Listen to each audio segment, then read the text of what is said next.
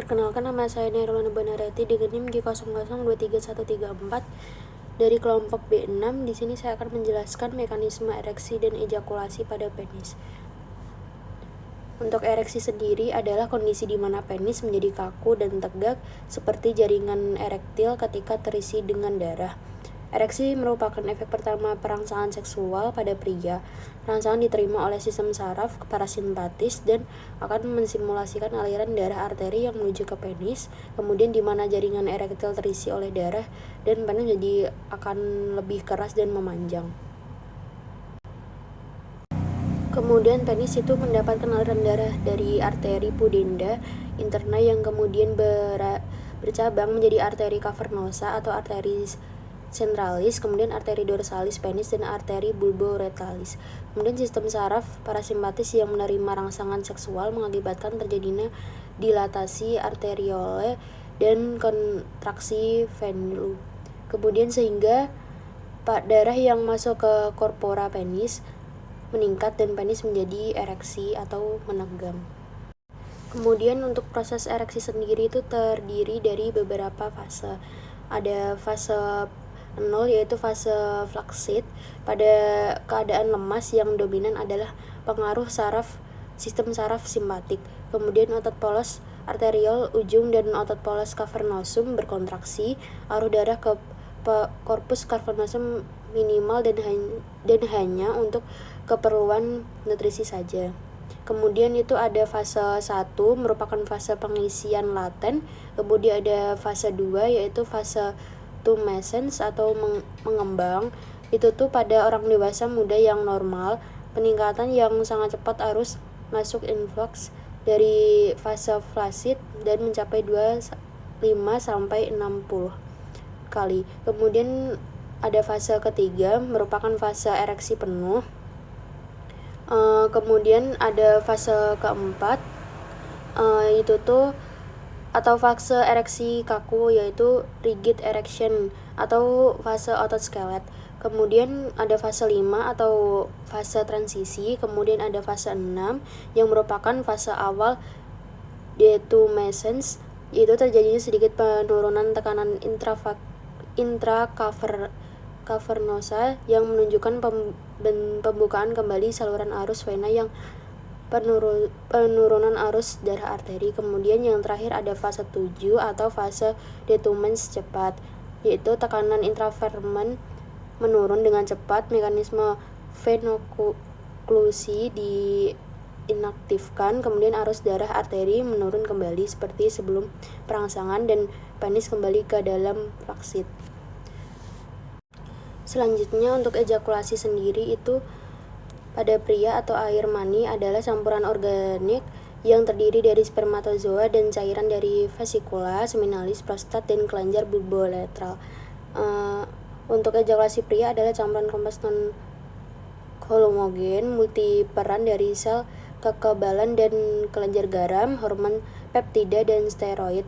Kemudian untuk karbohidrat dan asam organik, lipid, lendir, dan nukleat, vitamin, mineral, flora, mikroba, urogenital, dan lebih dari 2000 protein unik.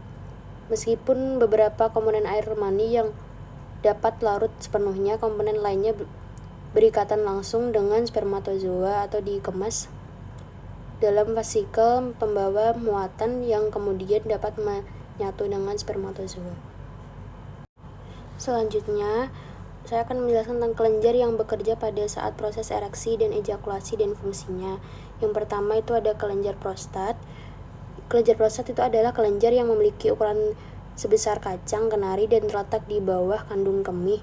Itu fungsinya adalah menghasilkan cairan tambahan untuk ejakulasi. Kemudian ada kelenjar bulbourethralis. Itu kelenjar bulbourethralis disebut juga dengan kelenjar Cowper. Alat reproduksi pria ini terletak tepat di bawah kelenjar prostat. Kelenjar ini menghasilkan cairan yang bermuara langsung ke uretra.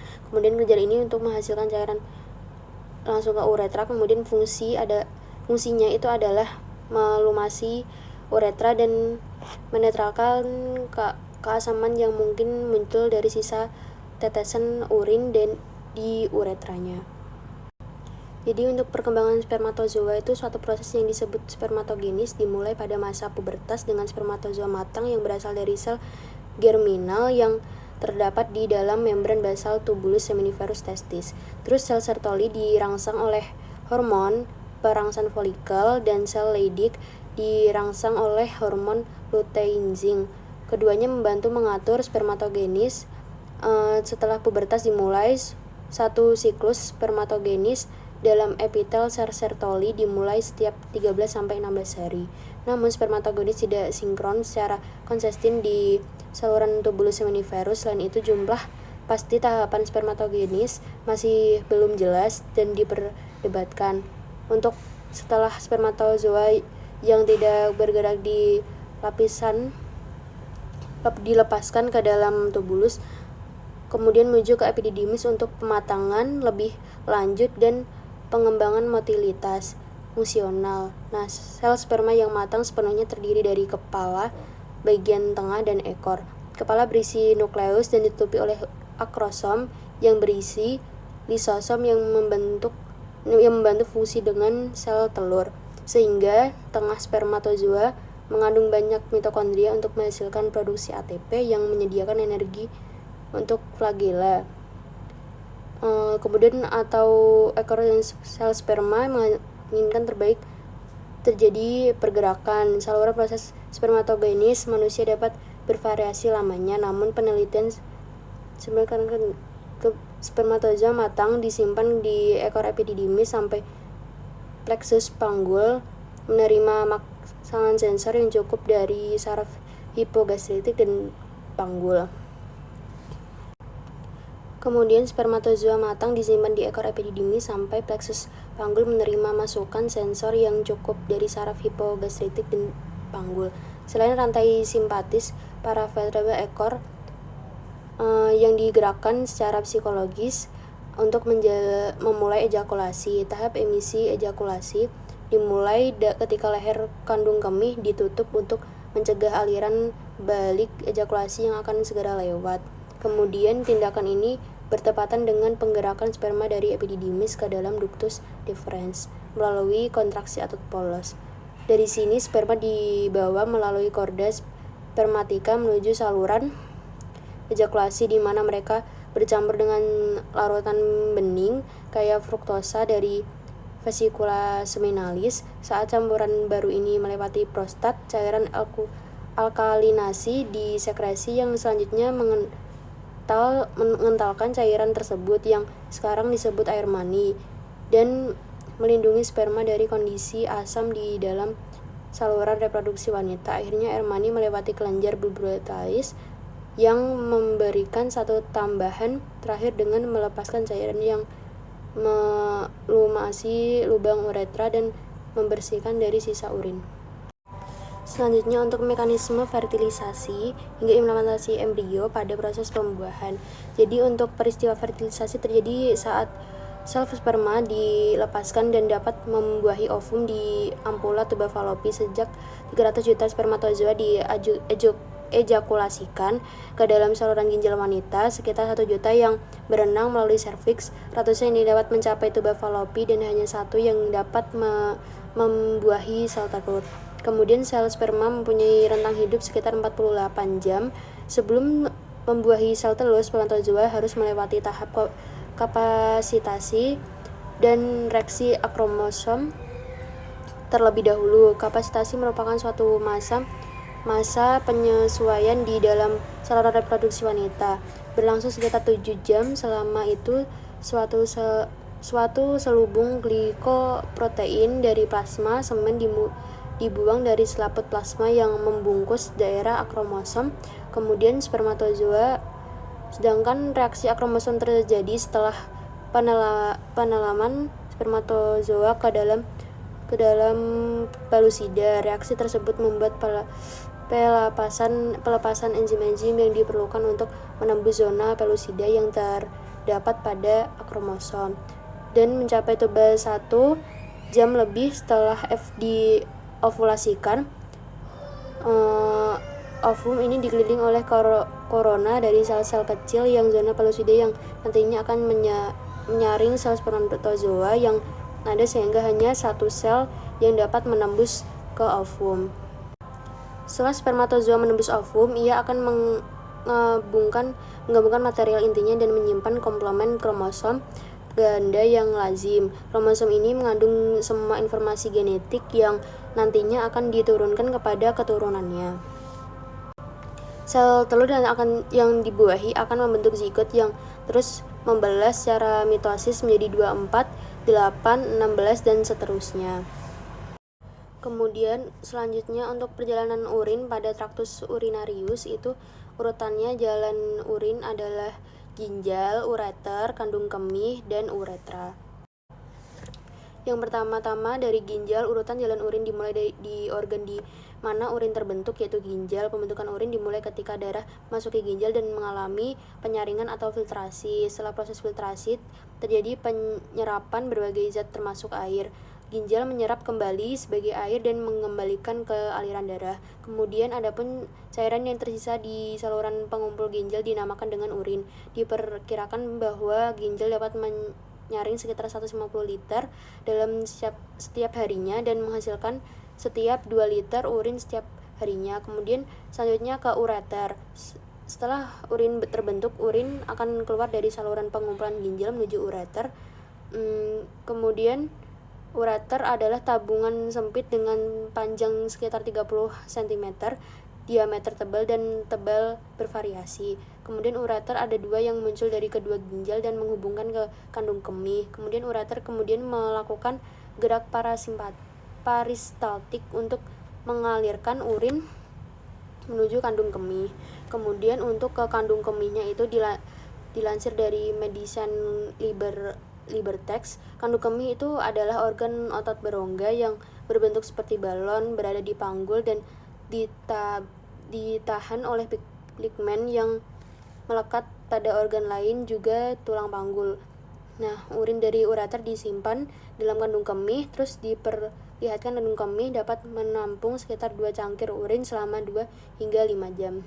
Kemudian ketika kandung kemih penuh, urin akan dikeluarkan dari kandung kemih dengan cara mengendurkan otot sphincter. Otot sphincter dikendalikan secara sadar oleh otak. Kemudian selanjutnya ke uretra. Nah, otot sphincter membuka jalur urin untuk mengalir dari kandung kemih ke uretra. Uretra adalah tabung berotot yang berada di bawah kandung kemih dan berfungsi mengalirkan urin dari keluar tubuh. Proses mengalirnya urin dari uretra inilah yang dinamakan buang air kecil.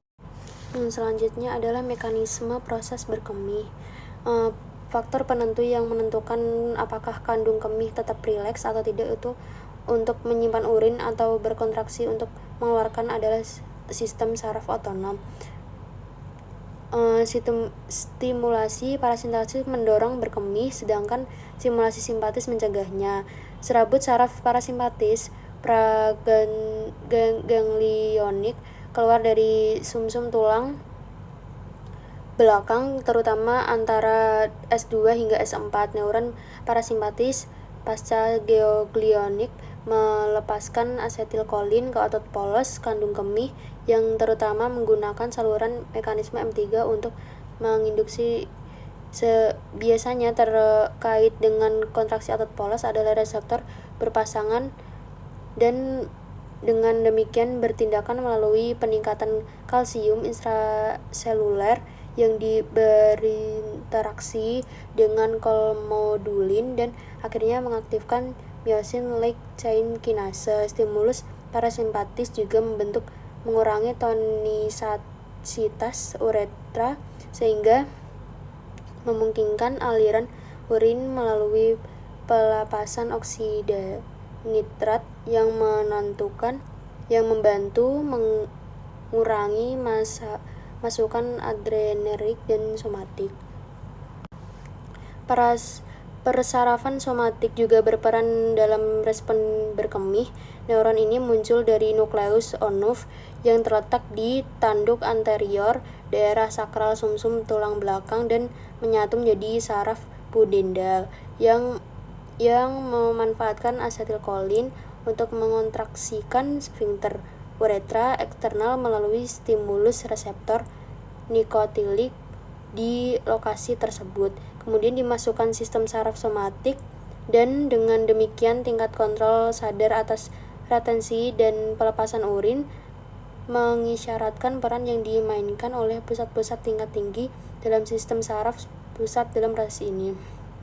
Kemudian tegmentum pontine dorsal telah dikenal selama hampir 1 abad sebagai pusat koordinasi proses berkemih dan stimulasi. Pada saat ini menginduksi kontraksi kandung kemih dan melemaskan sphincter uretra. Setelah kandungan kemih penuh dengan urin hingga terjadi ketegangan dinding yang cukup besar. Nah, tegmentum pontine dorsal mengirimkan sinyal merangsang ke serabut parasimpates yang mempersarafi kandung kemih sekaligus mengirimkan sinyal penghambatan ke saraf somatik, mempersarafi sphincter uretra eksternal. Sinyal-sinyal ini bergabung untuk menghasilkan kontraksi kandung kemih sekaligus melepaskan ketegangan pada saluran keluar urin. Nah, tegmentum pontine dorsal pada gilirannya mengirimkan sinyal ke dalam menarik sinyal dari pusat, kemudian di bawah kendali dasar dan tidak sadar di seluruh seperti korteks prefrontal, thalamus, pons, dan medula dan lain-lain. Interestnya dan kompleks ini yang masih merupakan area penelitian aktif membantu menjelaskan keterlibatan sistem sinyal sadar dan tidak sadar dalam proses berkemih. Itulah mekanisme proses berkemih. Sekian penjelasan saya, terima kasih.